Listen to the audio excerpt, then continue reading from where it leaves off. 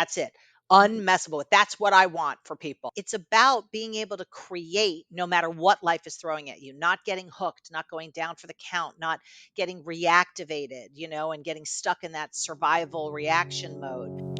Welcome to the Small Steps, Big Wins podcast. I'm dedicated to helping you take control of your life. Together, we'll explore practical tips, expert advice, and inspiring stories to help you overcome obstacles and achieve your goals.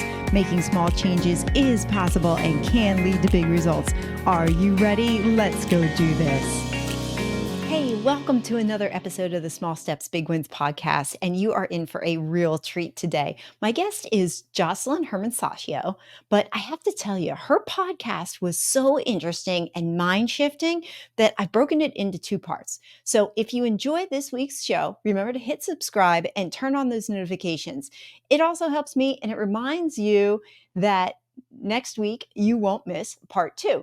So friends, let's go do this and enjoy my interview with Josselyne Herman-Saccio.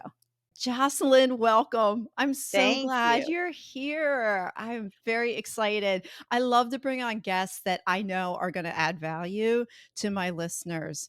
So, what I want you to do, you have such a fascinating background. I know I wouldn't do it justice if I was the one to introduce you. So why don't we just jump in and share your backstory because I love to hear it. Sure. Well, I'll do the short version and then we can elaborate on any piece that seems to be pertinent, right? But I've been coaching and leading transformative programs for more than 30 years, and I've worked with over 200,000 people. And I am on a mission to empower people to live the life of their dreams now, not someday, and develop themselves to be what I call unmessable with, no matter what life throws at them. So, in this 30-year career or 35-year career, I own an entertainment company. I manage the careers of about 120 actors. I'm the founder of a nonprofit that's worked with leaders from all around the world, including people from the UN and UNICEF. I'm married for almost 30 years, and I'm the mother of 3 amazing children. I take care of my aging parents who are 90 and 92, key in their lives. They're very much, the center of my life. And I have an enterprise called The Art of Being Unmessable With, where I provide courses and newsletters and videos and coaching and group coaching and retreats and everything you can imagine, designed to empower people to fulfill their dreams. And that all got started in my early 20s when I had one of my lifelong dreams come true, which was to be a pop singer. And I ended up getting a record deal and having a number one record. And when that happened, I said, that's it. Everybody can do this. Everybody can fulfill their dreams. There's no reason why people have to die with their dreams intact. So that's what I'm all about. I love it. And then you're taking what you've done and you want to pass it on to others. I think, isn't that the ultimate goal of life, really, Yeah. is just to be able to give back what you've received in life. And you're doing that. I love the word unmessable. Me too. I love that word. It captures the emotion of strength, but I'm sure it means much more to you. So you want to talk about where that Yeah. word comes from, why you use it, what it means to you? Yeah, Yeah. absolutely. I'll tell you when I got my first glimpse of the space of it. It wasn't the word, but the space of being unmessable with. I saw that first when I was 11, and my parents were separated and they were going to get divorced. And at that time, my mother was very much like at the effect of what was happening with my dad. And she did a transformative workshop. And when she came out of that workshop, it was like lightning had struck. She was like a force of nature. She was creating things and fulfilling and it was like a different human being. And that was the sense of being unmessable with. And a year later, my dad did that same transformative workshop and they got back together. And they're now together 65 years. And, magical for what's available out of transformative workshops. So, flash forward, when I was about, I don't know, like 20 or something, I was in a transformative workshop and I saw that something I had believed to be true might not be true. See, when I was little, I had a dream to be a singer. I always wanted to be a singer. But when I was 5, my father said to me, I said, "Why did you stop painting?" And he actually painted the painting behind me because I had seen that he stopped painting. And I said, "Why'd you stop?" He said, "You don't do your art as your career." And in that moment, Mm. I decided, oh, you don't do your art as your career. And it isn't that he said it, because he said lots of things to me that I didn't listen to, but I said it to myself in that moment. And that became like the lid on what was possible. That is something that I would say messed with me my whole life. It stopped me from acting on what my vision was when I was little, and my vision just got smaller and smaller and smaller. So there I am in my early 20s in this workshop, and I see like that could have been maybe not the truth. Like, what if that's just a decision I made in the infinite wisdom of 5, and I got stuck with it, and it started to loosen its grip on me. It was no longer so real and solid. And within 3 weeks, I had a record deal. Oh, wow. Yeah. Oh my be- gosh. And that's the power of transformation. When you disappear a limiting belief, you open the floodgates for actions that will fulfill on your wildest dreams. Things you never thought were possible can be fulfillable when you're not inside of those kind of conversations that keep a lid on what's possible. Yeah, you bring up the limiting beliefs, right? I wonder, the challenge for all of us is that we walk around with limiting beliefs, but we don't realize they're limiting beliefs. Exactly, they're blind spots for us, and you can't see Yeah. your eyes with your eyeballs. And that's why it takes, I think, a coach or some sort of structure where somebody can see what you can't see, or ask questions that have you see what you couldn't see before. I didn't see that on my own. I saw it in a transformative workshop with a coach that was leading that workshop, and I got very committed in that moment to making sure other people had this available to them. And I got Mm. developed as a transformative leader. I led the forum and the advanced course for Landmark for 30 years, and, was in workshops all around the world with people. And I also coached with my acting clients, with my nonprofit, with the community work that I did. So it's all been inside of this construct of coaching my entire life. So it's a very natural space for me to then, go into in terms of a business, because it's what I have 3 or 4 coaches in different areas of my life, Right. because I believe in that structure so much. You cannot see what you cannot see, and a coach can point you in a direction to see what you don't see, so you can be who you want to be and fulfill on what you want to fulfill on. I can see that. Why you would have different coaches. Like, for example, if you're not strong in finances, why it's good to have a financial coach. Like, nobody's Totally. good at everything. So having that coach allows you, like you said, to see those blind spots. What qualities do you think makes somebody be a really good coach? Well, I think being able to listen makes a big difference, and listen beyond what people are saying, but where that's coming from. I mean, I can tell you it's interesting, because I've been coaching for so long. I never really was like, am I a good coach? Am I a bad coach? I just see the results that people produce out of working with me. And that's my evidence or my indicator that my coaching is good. But it's only if they're coachable. Right. I could be the greatest coach in the whole world, but if you don't do what I tell you to do, good luck. It's just like a trainer who could be like an Olympic athlete trainer, but they work with you, and if you don't do the exercises, then nothing's going to happen. Yeah. So it really is a partnership. I think coaching is a relationship of trust and partnership, where the coachee gives the coach trust and then is coachable by that. To some, in some ways, there are some people I coach where I could read the phone book and they produce results, because they have such a powerful listening of everything I say. It's just they turn it into gold no matter what. But the word unmessable with, when I got language for that, was actually a mentor of mine, a coach of mine back 25 years ago. I was on a call with him, and just in passing, he said, well, you're just messable with. And he wasn't even saying it to me. He was saying it to somebody else on the call. And I was like, messable with. That's it. Mhm. Unmessable with. That's what I want for people. I want them to be So it really isn't about being tough or not feeling your feelings or whatever. It's about being able to create no matter what life is throwing at you, not getting hooked, not going down for the count, not getting reactivated, and getting stuck in that survival reaction mode. And it's a very powerful place to develop yourself, because there's no top to that mountain. There's Yeah, always right. the next thing that's going to mess with you, and you Yeah. get to develop your muscle to shift from reaction to creation. Right. Okay. That was going to be my next question. So when people get into this, like they get into the flow of being unmessable with, and then something happens to them and they get derailed, Yes.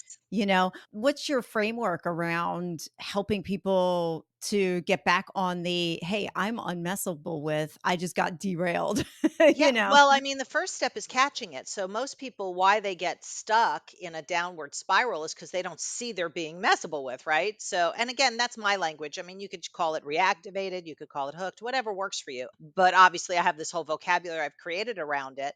And when you can catch that you're going down that messable with road before you get too far down the road, you can Mhm, pull it back and shift gears. If you're already down the road, it's kind of hard to come back from that. So what I work with people is, first of all, what messes with them, right? What situations, what people, what conversations, what thoughts, what belief, whatever it is, right? And then how does it show up? Like physically, what are the red flags that you're about to have a messable with moment? What mhm, happens in your chest or in your neck? Or do you start shaking? Or does your face get hot or whatever it is? There's some physical manifestation normally that you can catch before the conceptual manifestation of it. And if you can train yourself to be on the hunt for those triggers, those red flags, then you can quickly shift from reaction to creation. And I work with mm, people to create like a place to come from as a go-to, like a pre-creation, so that mm. in those heated moments, they don't have to be like, what am I creating? What am I creating? No, you already have something created. So Oh, gotcha. if you see you're hooked, now you're going to go to whatever you've created, whether it's freedom or peace or patience or whatever you've created. So then you act from there. What action would patience take right now versus being reactivated by whatever messes with you?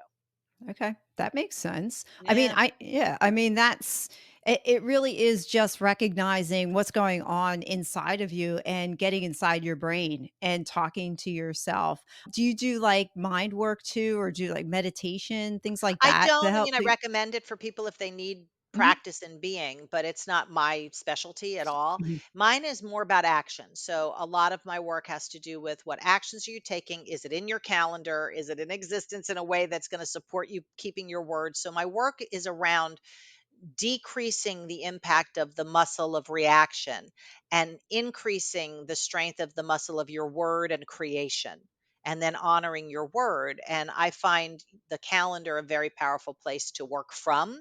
So I do a whole calendar workshop with people. It's like $19, but it's transformational. People yeah, who do it go, oh my God, this is a game changer. And it's just a little hour thing that I put together for people because everybody I was coaching, whether it was one on one or group, was dealing with, how do I keep this in existence? How do I not get mm, overwhelmed? How do I, get it all done? So I created this thing for people that I've been using for years, and I haven't experienced being overwhelmed. Like, I don't remember ever experiencing. I mean, I'm sure I maybe at some point, but I don't recall a time where I experienced being overwhelmed. And you heard my introduction. I'm yeah. doing a lot of You stuff. It's you not doing a like ton of things. I'm Yeah, not I like hanging around watching Netflix all day long. yeah, But right. I was overwhelmed listening to your intro. I know when people introduce me, I'm like, "Oh my god, I'm exhausted already?" Yeah, but you know what? I remind myself, especially when I interview people who have done some amazing things, I have to remind myself, you didn't do that overnight. Like No, it it's took 30 something years. years, Yeah, yep. 30 years to get there, but a beautiful transformative process that brought you from where you were to where you are today. And that your desire to want to go and share what you've learned with people and start a nonprofit and doing that. Yeah, none of that stuff happened all at once. And so I think we No, have it's to remind ourselves that nothing is a microwave. Like we live in this microwave culture yeah. and everything is available to us. Like, just think of the phone. You get on the phone and it's like, oh, I can just call up any piece of information on Google on my phone. And 30 years ago, that We had was not, encyclopedias and the yeah, we had to go. library. That's right. I think we're about the same age. So 30 years ago for me puts me in my 20s as well. And, I still remember the corded phone. Oh, yeah. You know? We had a And corded, like, intercom in our other apartment, and my yeah, kids were like, we were like, "What is that? What do you do with that?" I was yeah, like, "I yeah. can't even." I remember I lived in a house that had an intercom system, and I thought that was the coolest thing ever. Like, "What? Like, you mean you can talk to somebody downstairs in the kitchen when you're upstairs in the bedroom?" Like, that was just so foreign, I mean, I and didn't have a remote control for the TV when I was little, you yeah, know? neither did It's like we. Neither exactly, you did had to we. get up We and didn't even change have cable. channel. Yeah, that's right. There was no cable. I remember when MTV came out. Me I mean, I too, I and was HBO and and all that HBO, stuff, yeah, you yeah. know? So, yeah. Well, sometimes transformation is overnight. It's instant. It actually is instant. Yeah, you can have a mental shift like that, but the results of the transformation, there's no time That's frame on it, No, it's a you know? product of action. So it's, just like having that insight or that transformation that that thing wasn't real about not being able to do your art as your career, then the results of that is over time. Mhm. Yeah. I wanna go back to that, your art is not your career, and how limiting that was for you. What did you feel when you realized that that wasn't true?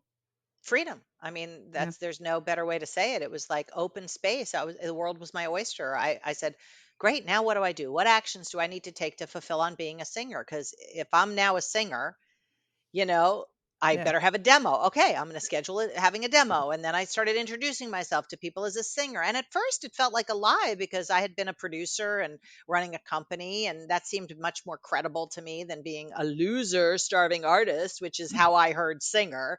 And the more I did it, the more muscle I built with it and the less unreal it sounded and the more real it felt. And that's how that happened within 3 weeks because somebody I introduced myself to as a singer went and met this woman who was putting together a girl group and said, "Oh, I know somebody who's a singer," and gave my phone Wow. number. I mean, it's not Yeah. mysterious, Yeah. but it is all a function of actions. And if you don't take actions towards your dreams or towards any vision you have, then it's not going to happen.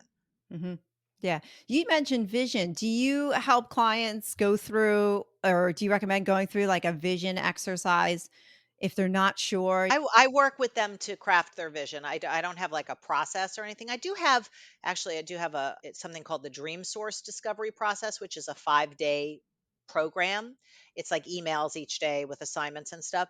And Mhm. that allows people to start to dream and really see the difference between a dream and a goal and what your vision is in some area of your life that matters to you. A lot of people aren't clear about their vision because they're so busy dealing with managing what's coming at them. They're looking down and in versus up and out at what could be possible. Like if you weren't dealing with that issue, what then could you want? And so Mhm. it takes a little prying sometimes, but some people are very clear about their vision. They just don't know what's in the way for them to fulfill on it, or they've hit a lid or a plateau and they want to up their game. And people come to me for very different reasons, but Mhm. pretty much everybody that I work with, at least on a one-on-one or small group basis, they're very successful people, and they're just looking to up it, to break through to the next level. Because anybody that can afford coaching like that, the one-on-one or the group coaching, they're successful already. So it's not like there's anything wrong. It's just okay, what's missing that could bring that magic to what they're doing. But I also want to make sure I have something available for people who aren't, at that financial ability or whatever. So I have free stuff, I have news, I have something for everybody, Yeah, your you know. website's amazing, by the Thank way. I you. love your website. So I went to your website and then if anybody's watching this, so I put the video out too, I will overlay what your website looks like while we're Thank talking you. about it because it is. You just go there and you're like, "Oh my gosh, she has so much stuff here." But you're right, and that's what I love about it. There's something for everybody. So I know you work with a variety of people from famous athletes to successful people to stay-at-home moms. So if you're a stay-at-home mom out there, or you're a student, or you're somebody who's struggling financially, Josselyne has something. I do. I just did a free workshop about money last night. I mean, I just, did with my money coach. We were like, let's just do something for free for people to start having them free themselves up from their limiting beliefs about money because money Yeah. messes with most people. Yes. Yeah. I'm reading a great book called Love Money, Money Loves You. Have you ever heard of No, that that's one? great. It's like a dialogue between money and the reader.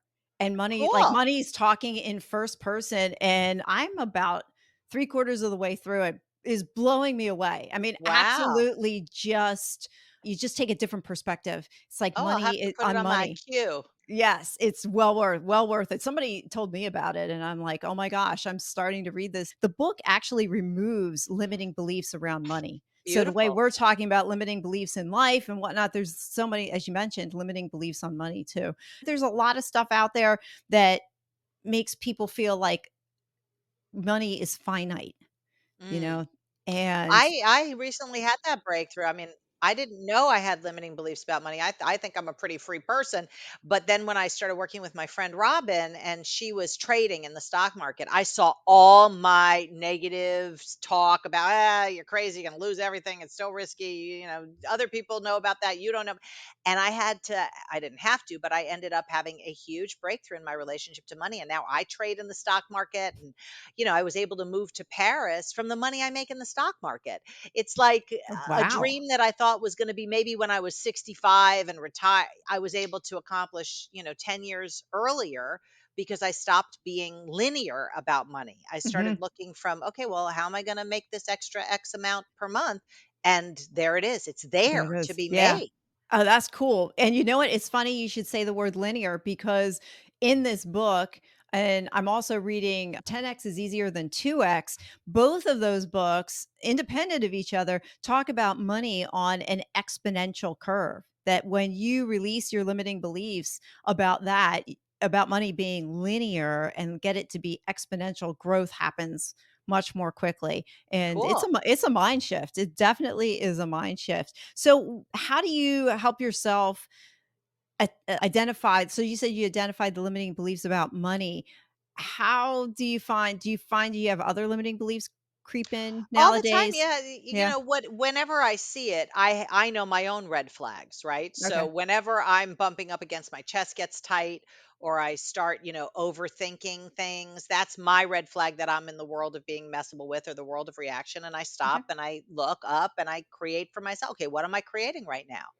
What am I out to accomplish? What am I out to presence in this moment? Do I want to bring freedom? Do I want to bring connection to this moment? Or am I looking to get something out of life? And I very much train people to bring to life versus get out of life, so that they're the Hmm. creator at any moment. Oh, yeah. So you mentioned about physical attributes, the red flags that are there. When limiting beliefs creep in and you have those red flags, what are some other common red flags? Maybe not necessarily to you, but other people might experience. A knot in your stomach. The red flag is an indicator that you're inside of some fear or concern or limiting belief, or those things that end up stopping you or hooking you. So there's a physical manifestation for people. If you look for yourself, anytime you've been reactivated, you could look, you were annoyed or irritated or whatever, where does it show up in your body? Do you start breathing fast? Whatever it is, each person has their own thing. I was just on a call with somebody right before this, and they said it's a tightness in their solar plexus. That's so that's going to be their red flag. They're going to be on a hunt now for any time their solar plexus gets tight. Okay, what am I now reacting to, and what am I creating in this moment? So Mm. that's a very trim tab cliff note way of doing it. I mean, that's like hours and hours and hours of dissecting and creating, but that's the cliff note version of what people end up doing. Okay. You know what? I have to tell you, you have on your website something called the promise game. Yes, that's free. And and it's totally free, and I did that, and it was amazing. So, it Oh, was great. 5 What'd you get days, out of it? Yeah, tell me. yeah, I mean, it was just what I did was actually was I took each day and I put it onto my calendar, my Google Calendar, and set it as a reminder. So, for example, I'm going to pull it up here while we're talking, Yeah, but that's so smart for you to for do that, each yeah, actually. for each day, I had promise number 1 was listen deeply, and I had it on my calendar. It popped up there, and it was I promised to listen deeply to people today and not interrupt them. And I used that day. And what was great about it is it was just one thing to focus on, and it kept it at the forefront for the day. What I also loved about it was not only did you give that, but I copied right from the email that you sent. It said Good, I'm glad. I will also notice how often I automatically comment on what people are saying. And the intention of this promise is to get into people's worlds and get a glimpse of their view versus insert my opinion about what they are saying. And what I love about it is that it brings an awareness to how we might be acting in a way that we shouldn't be. How often I automatically comment on what other people are saying. How often do we do that? Well, I mean, you're in a business to do that. yeah, I You was have a just ready to say podcast, that. you know? I was just going to say that and Yeah. add that qualifier in there. But when I'm talking to just somebody in general, Yes. and Yeah, it does get exactly. hard because, I'm finding the more I podcast, the more when I talk to people, I just go into interview mode. I can't just talk to them. I have to interrogate them. And I have to remind myself, wait a minute, this is not a Yeah. podcast. I'm I just having a mean, that's conversation. That's But the whole thing about being on automatic versus creating at every moment. And that right. promise game is so powerful. I think it's so powerful because you're not stuck with the promises I give you for the 5 days. You can start to create promises every day and just have that Yeah. be your guiding light for the day, and as a matter of your creation. Yeah, yeah, that's what I love about it, but you definitely give a kickstart to things that you can do each day to yourself, and even if you just go through the 5 of them and rinse and repeat them every week. That's Yep. what I found sometimes with especially, like, I do morning affirmations, and, if you say an affirmation once, okay, but you're gonna forget it the next day. I'd say the same one over and over again for days in a row because then as you said, when you started to use language to identify yourself as a singer, even though you weren't a singer, you started to take on that persona as a Yes. singer. You began to And take believe actions. and take actions to make that happen, not just say it. I mean, you're right. And we should really, I really should emphasize that it's not just saying something. Like I can sit here and say, I'm a millionaire, but I'm really not a millionaire. It Yeah. means nothing because then you're just lying to yourself. Well, I'm a millionaire is more measurable. I'm a singer you can create right now and be that right now. Being a millionaire is a little bit more like you've got to have a certain amount of money to qualify. It's like saying I'm a brain surgeon. I mean, that's like crazy. Okay. So, more things like I'm patient. As you say it, you're creating it in Okay, I see reality. the So difference. yeah, there is a difference. So it's like when I work with people, if they start saying things like, "Well, I'm a brain surgeon or I'm a millionaire," I stop them right away. I was like, "Because unless you're powerfully related to reality, you ain't nothing.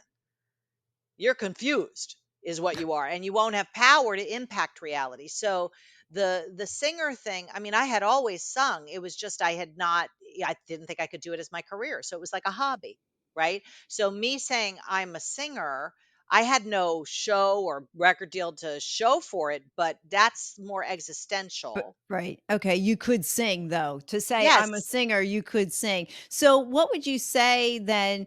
Okay, so I said I'm a millionaire, but I'm really not. How would I turn that around to be something powerful then to help Well, what do me you to really get want? I mean, if you were a well, millionaire, then what would be possible? I would have time freedom. I would have Okay, freedom of my time to at my core, I love to help people. great. You know, So I I'm so someone who makes a difference. right, I'm someone who makes a Yeah, difference. aren't you? I am. Yeah, you don't have to get there someday. There's no quantifier. You don't need a certain amount in the bank for that. I'm someone who makes a difference. So now, right now, you have the opportunity to be who you say you are, and your actions will be an expression of what you just created, not a description of something. It's powerful. It's very powerful. I'm quiet because you're shifting my brain as we're speaking. Yeah, but I mean, that's the whole point. Yeah. With my podcast, it's relatively new, but I didn't realize how powerful it can be to change people that I have this God-given voice to be able to use it in such a way that I would affect somebody else's life. So, But thank that's who you. you are. You are That's who I someone who am. makes the difference. So now when you go into Starbucks and you find yourself being irritated or wherever, right, on customer service calls or whatever, you stop, catch the red flag, right, and shift over to what would someone who makes a difference do right now? Because that's who I am. I'm not irritated. I'm someone who makes a Yes. difference. So it's changing the identity. Yeah, it is. It's shifting the Yes. world that you're coming from, which alters who you are in that world. In the world of reaction, the kind of things that you are aren't something you'd never create being irritated. I mean, that's insane. Why would you ever Right. create that? So it's obviously a reaction, but being someone who makes a difference, that's your creation, and you created it in word, in language, like you said, and then you fulfill on it through your actions. Love it. Yeah, right. Me too. This is like my life's work. I love it so much. And I don't know if I shared this with you before when we initially met, but I have a tattoo that says abracadabra. And that literally means in ancient Aramaic or Hebrew, wherever, whatever language you want to look at, with my word, I create.